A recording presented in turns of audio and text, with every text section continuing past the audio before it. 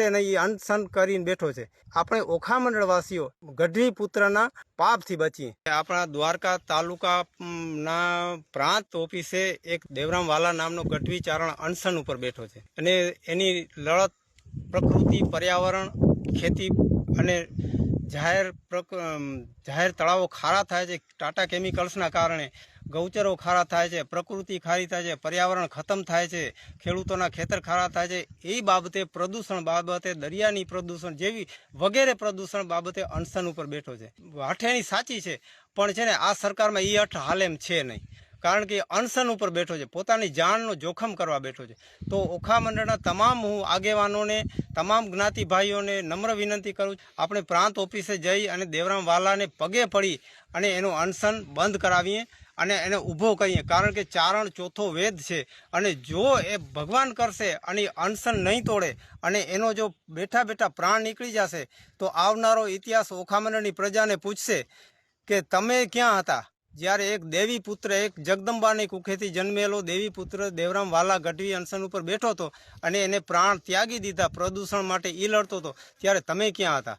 તો જવાબ દેવું બહુ અઘરું થઈ જશે અને ભગવાન દ્વારકાધીશ આપણને માફ નહીં કરે। માટે મહેરબાની કરીને હું તમામ ઓખા મંડળવાસીઓને હું એક હાથ જોડી નમ્ર વિનંતી કરું છું, પ્રાંત ઓફિસે આવો અને એને હાથ જોડી, એને પગે પડી દેવરામ વાલાને અને એને અનશન ઉપરથી ઊભો કરીએ અને એને કહીએ કે ભાઈ તું એ અનશન, તારા જે પ્રાણ જાય ને એ ધંધો ન કરતું, તું છો તો લડત લડશું પણ તું જ મરી જઈશ તો કાલ સવારે કોણ લડત લડશે? અને આ કંપનીને એવું તો જોઈએ છે, આવા લડવાવાળા મરે એ તો કંપની ઈચ્છે છે, તો સરકારી બાબુઓ એને દાદ નહીં દે, કંપનીએ દાદ નહીં દે। સરકાર, કંપનીની લોબી અત્યારે સરકારમાં મજબૂત છે, પંચાયતથી માંડીને પ્રધાનમંત્રી સુધી જેટલા જનપ્રતિનિધિ બેઠા છે એ 99.99% કંપનીઓના હિતમાં કામ કરે છે।